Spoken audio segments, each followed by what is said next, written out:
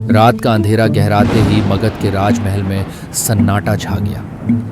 अर्जुन अपनी विजय के बाद थका हुआ था, पर उसकी आंखों में एक बेचैनी थी।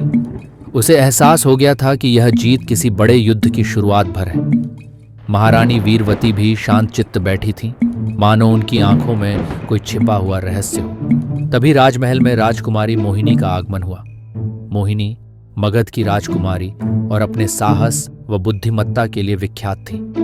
उसने अर्जुन और महारानी वीरवती को देखा और कहा, यह केवल एक लड़ाई नहीं थी, नागबली की ताकत अब और बढ़ चुकी है। हमें इस युद्ध की गहराई को समझना होगा, वरना यह हमारे लिए घातक साबित हो सकता है। अचानक महल के पहरेदारों को घने जंगल की ओर से कुछ खतरनाक आवाजें सुनाई देने लगी।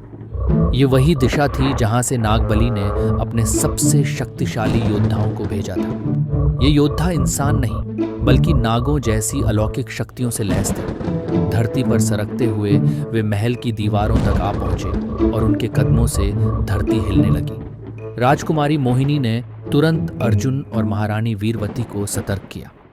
अर्जुन ने अपनी तलवार उठा ली, लेकिन तभी महारानी वीरवती ने उसे रोका और गंभीर स्वर में कहा, अभी युद्ध का समय नहीं अर्जुन, हमें इस रहस्य को समझना होगा और इसके लिए हमें एक योजना बनानी होगी। इसी दौरान महल में एक वृद्ध साधु का आगमन हुआ। उसकी आंखों में गहन ज्ञान और भविष्य की झलक थी। उसने अर्जुन, वीरवती और मोहिनी की ओर देखते हुए कहा, यह केवल नागबली का प्रतिशोध नहीं है, एक प्राचीन भविष्यवाणी है कि एक सर्प योद्धा के हाथों महान साम्राज्य का अंत होगा।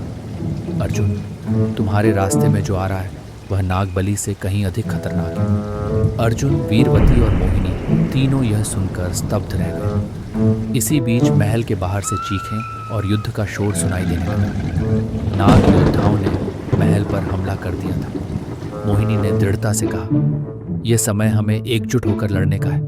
हम सबको साथ मिलकर इसका सामना करना होगा।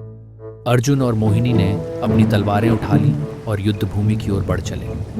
मोहिनी ने अपनी समझदारी और साहस से योद्धाओं को निर्देशित करना शुरू किया। उसके नेतृत्व में सैनिकों ने नाग योद्धाओं को घेर लिया। युद्ध भयंकर था और नाग योद्धाओं की चमत्कारिक शक्तियां भारी पड़ रही थीं।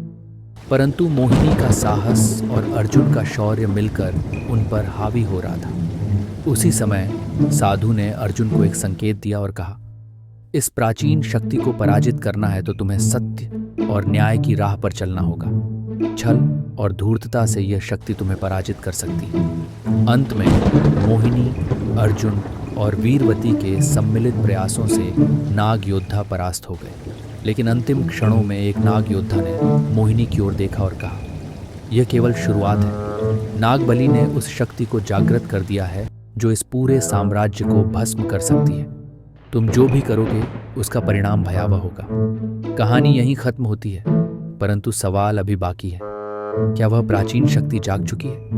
मोहिनी, अर्जुन और वीरवती इस अज्ञात खतरे का सामना कैसे करेंगे?